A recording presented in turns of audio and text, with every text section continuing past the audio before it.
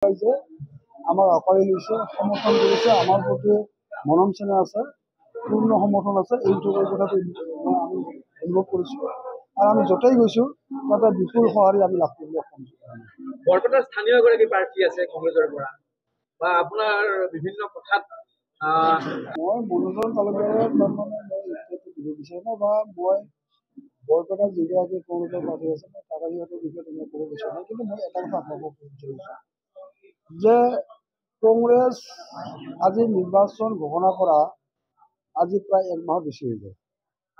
নিৰ্বাচন ঘোষণা এক মাহৰ বেছি হৈ গ'ল আৰু কংগ্ৰেছৰ প্ৰাৰ্থীগৰাকীক মনোনয়ন হেৰি কৰা তেওঁৰ নামটো লেখিকাই প্ৰাৰ্থিত্ব বাছনি কৰাৰ ক্ষেত্ৰতো মোটামুটি আজি মই ভাবোঁ 15-20 দিনমান হ'ল। মনোনয়ন তালুকদাৰ ডাঙৰীয়া তাৰমানে নিৰ্বাচন ঘোষণা কৰাৰ মোটামুটি যোৱা 6 মাহ ধৰি তেওঁ তাৰমানে নিৰ্বাচন খেলিব এনেদৰে তেওঁ বিভিন্ন অঞ্চলত প্ৰগ্ৰেম কৰিছে আৰু তেনেকৈ কৰিছে। কিন্তু আজি আচৰিতভাৱে আমি দেখিছোঁ যে মনোনয়ন তালুকদাৰ ডাঙৰীয়াৰ পিছত মানুহ নাই। তেওঁ তাৰমানে ঘটনাটো হৈছে ইয়াত আচলতে এই কাঁচি হাতী তাৰাৰ প্ৰতি অসমৰ জনসাধাৰণে মোহ ভংগ কৰিছে।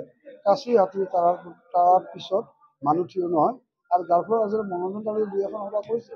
এতিয়া মই শুনিছোঁ এইবাৰ নগাঁও নাই কাজিৰঙাত সভা কৰিছে, কিন্তু আপোনালোকে নিশ্চয় যদি সকলোৱে দেখে শুনিব যে তেওঁৰ মানুহ নাই। তাৰমানে এনে ৰাস্তাত 2-এজন মানুহ লৈ যায়, তাকে মুখত মাইক এটা লৈ ফুকাই থাকে। এই বস্তুটো তীব্ৰ নিৰ্বাচনী প্ৰচাৰ চলি আছে। ইয়াৰ মাজত মুখ্যমন্ত্ৰীয়ে এদিনাখন ক'লে যে আচলতে কোনো হেৰি নাই, আৱেগিক হৈ এটা কৰা আন্দোলন। আপোনালোকেও কিন্তু প্ৰতিবাদ জনাই পদত্যাগ কৰি গুচি আহিছিল আৰু আপুনি সেইদিনা হুকুকাই কান্দিছিল। এতিয়া মুখ্যমন্ত্ৰীয়ে আপোনাক আচলতে ঠাট্টা কৰিলে নেকি কথা? নহয়, মোক ঠাট্টা কৰা নাই। বস্তুটো আমি আমাৰ কিন্তু তেওঁলোকৰ এটা ৰাজনৈতিক দলৰ আমি এটা বেলেগ ৰাজনৈতিক দল। আমাৰ সম্পৰ্কত আমাৰ স্থিতি ক্লিয়াৰ। আমি সংক্ৰান্তত আমাৰ এতিয়া সুপ্ৰিম কোৰ্টৰ কেছ ৰুজু কৰা হৈছে, এতিয়া হিয়াৰিং হৈছে। আজিৰ দিনটোত মই ভাবোঁ তাত তাৰমানে আমাৰ ৰমেন কলিতা আৰু কুমাৰ দাস ডাঙৰীয়া সুপ্ৰিম কোৰ্টত দিল্লীলৈকে গৈছে এই কেছ সংক্ৰান্ততে। আমি পিছত আমাৰ লক্ষ্য কি, আমাৰ যে অসমত হেৰি প্ৰৱৰ্তন হ'ব, আমি সেইটো লৈ তাৰমানে প্ৰৱৰ্তন হ'ব নালাগে আৰু সেইকাৰণে আপোনালোকে ওচৰ দিছে। আমাৰতো হৈছে আমাৰ অসমখনক ৰেহাই দিব লাগে, সেইটোৱে আমাৰ স্পষ্ট দাবী। আমি এই কাৰণেতো আমি কেছ কৰিছোঁ, সুপ্ৰিম কোৰ্ট হৈ আছে। আৰু আজি যিহেতু সৰ্থেবাৰীলৈ আহিছে, সৰ্থেবাৰী ৰাইজৰ কেইটামান জ্বলন্ত সমস্যা আপোনাৰ ওপৰত দাঙি ধৰিলে। আপোনালোকৰ মিত্ৰ দলৰ সভাপতিয়েও এই যিখন সৰ্থেবাৰীক লৈ এখন উপ সমিতি গঠন কৰিছিল তাৰে এগৰাকী মেম্বাৰ। এই সম্পৰ্কত এতিয়া আপুনি আজি কি স্পষ্ট কৰিব? নাই, মই কি স্পষ্ট কৰিম, মই ইতিমধ্যে মই কথাখিনি স্পষ্ট কৰিছোঁ যে মই নিৰ্বাচিত হওঁ, যদি নিৰ্বাচিত হওঁ মানে সাংসদ যদি হওঁ, সাংসদ হোৱাৰ পিছত মোৰ এটা দায়িত্ব থাকিব।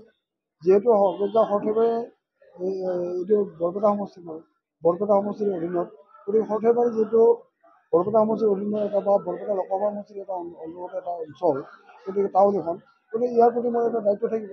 আজি ৰাইজে কৈছে যে তেওঁলোকৰ যিটো খব যে অফিচবিলাক উঠাই লৈ গৈ আছে বা অফিচ উঠাই লৈ যাব, এই যিটো খব, এই খবৰ কথাখিনি আজি মই অৱগত কৰিছোঁ। আৰু এই সংক্ৰান্তত মই তেওঁলোকক এটা প্ৰতিশ্ৰুতি দিছোঁ এইটোৱে যে মই নিৰ্বাচনৰ পিছত 7 দিন পিছতে মই ইয়াত আহিম, তেওঁলোকৰ খবখিনি কেনেধৰণে সমাধান কৰিব, ক'ত গ'লে আমাৰ ইয়াতো আকৌ সমাধান পোৱা যায়, সেই ব্যৱস্থাটো কৰাৰ কাৰণে মই তেওঁলোকৰ লগত সংগ দিম। আৰু মই এই কথাটো কৈছোঁ যে তেওঁলোকৰ সমস্যাৰ লগত মই জড়িত হ'ম।